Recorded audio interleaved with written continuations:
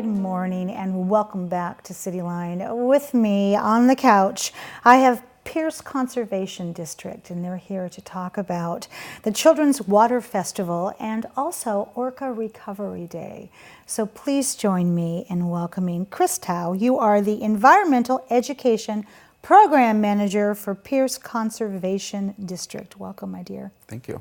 And you brought with you, welcome back, Mr. Allan Warren. You are the Communications and Development Director for Pierce Conservation District. Good to see you again. Yeah, nice to see you. Thanks for having us.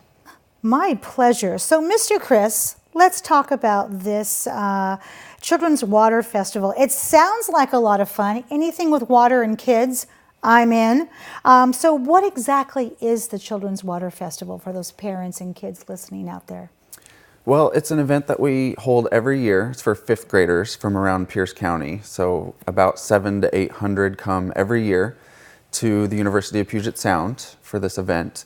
And about 120 volunteers come together to make it happen. So local educators and experts come to host activities, hands-on activities for the kids to come learn about water, learn about wildlife, and kind of have fun doing it. So it's at the University of Puget Sound, so the kids also get to see a college campus and kind of get to experience that too. So they get to spend their school day having fun learning about water. That is impressive. And I love that you added the whole UPS campus thing, because it's never too early to start walking around places of higher education and thinking, I could go here. This would be a good thing to do. So you mentioned, how long has this been going on? This will be our 17th year this year. And the Conservation District has coordinated for the past 6 years, taking over from the Health Department, who coordinated for several years. And we've been at UPS for the last 5 years now. That's a lot of water and a lot of children over 17 years. Yes, a lot. Those kids are now grown. So let's talk about who sponsors the event and also anything new and exciting this year. Yeah, so we want the event to be free for the schools to participate so that they don't have to pay anything to come to the campus. So we've had an agreement with the Pierce County Water Cooperative for many years to help pay for the buses, since transportation to the festival is a big cost. So they help us pay for the buses to get the kids there. And the Port of Tacoma recently started sponsoring the event, so we've been really lucky to get that kind of sponsorship. And we've also been lucky to get some funding through the City of Tacoma's Make a Splash grant for a number of years. So that way the schools don't have to pay anything to attend. And then additionally, University of Puget Sound chips in a lot of time and resources to help make the event happen too. Way to remove those barriers and just say, come one, come all, and Right. learn. So let's talk about some of the activities and what's new this year that these students will experience. Yeah, so we want it to make it not just be a fun day off of school. We want to make it a real valuable learning opportunity. So this year, we're going to encourage classes to research an animal from around Puget Sound and get to know it, and then have kind of a spirit competition and see if they can represent that creature. Nice! To kind of show what they learned and just some of the cool creatures that call our area home. So whether it's Chinook salmon or the orcas, something to kind of showcase the animals and have the students learn a little bit more. That's impressive. So teaching the next generation about keeping local streams and the Puget Sound in tip-top shape, it's important, and especially for our next topic when we talk about the endangered southern resident killer whales that are going on. Let's talk about the education behind that and what the kids will learn.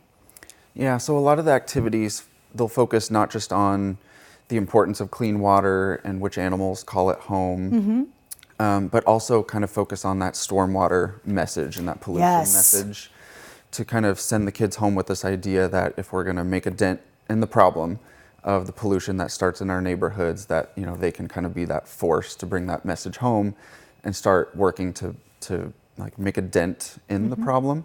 Since if we are going to solve stormwater pollution problems, it'll kind of have to start at home really, and in our neighborhoods, in our communities. So a lot of the activities try and send that message home with the kids. Children are our best teachers. I mean, I can remember my daughter teaching me about recycling.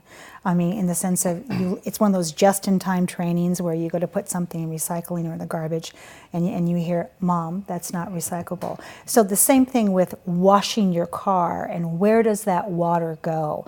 I can just hear all of these fifth graders going home to their parents and going, you know, Mom and Dad, you shouldn't be washing the car here. Way to educate that next generation. Let's talk about Orca Recovery Day and how it came about. It came about, you know, we all remember about 2 years ago now when Tahlequah and her dead calf. Yes. 17-day, 1,100-mile tour of grief. And my team and I were listening to that on the news reports and seeing it on TV and feeling probably the same grief and heartbreak that most everybody else was. And we were wondering to ourselves, what can we do about it? Yeah. And it started with a simple Facebook post of, here's 10 things you can do, similar to Chris's message about it starts at home, it starts in our neighborhoods. And there was a real outpouring of thanks and gratitude for that, and people really wanting something to do.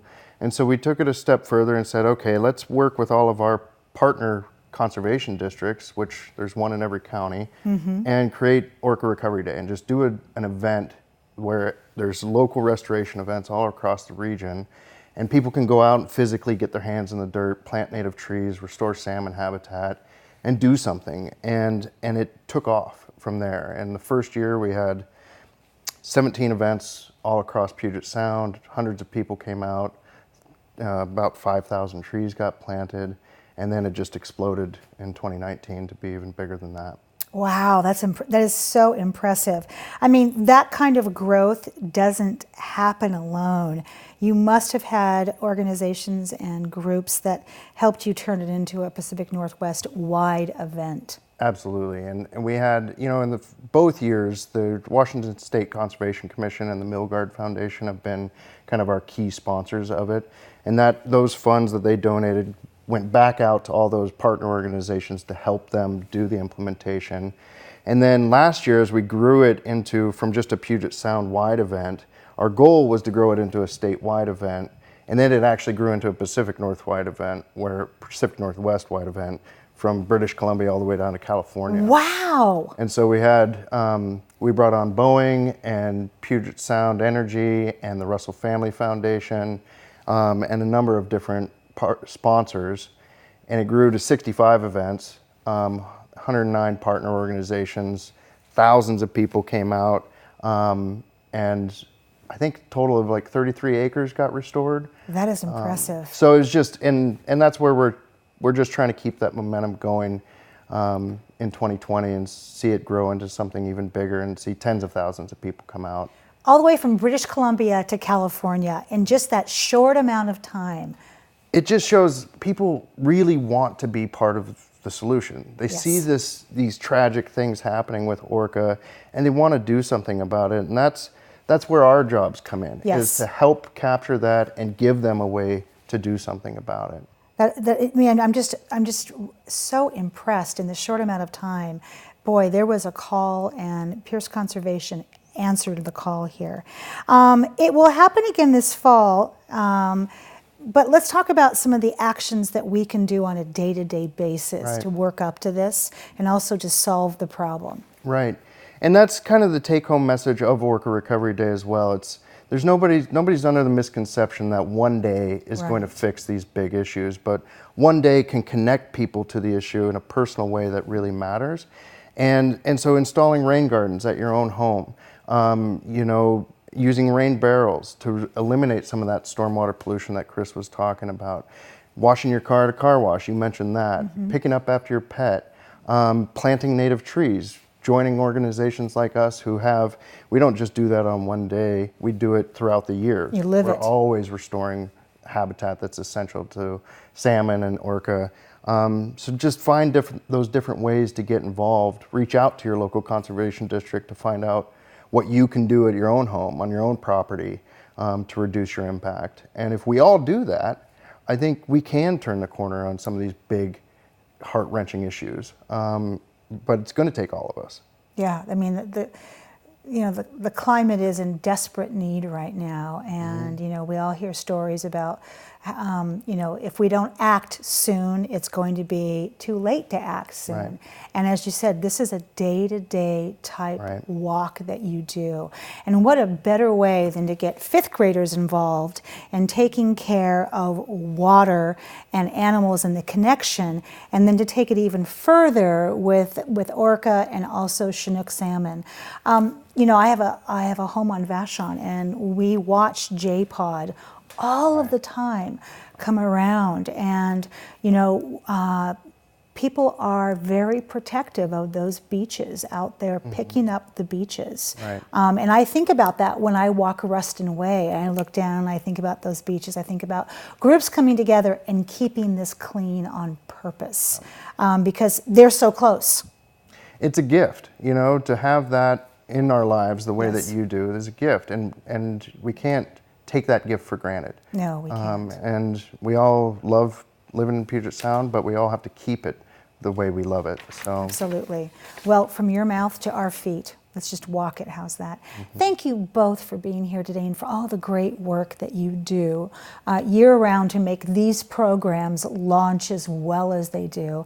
And thank you for protecting this beautiful environment that we live in. Love to have you back on the couch very soon.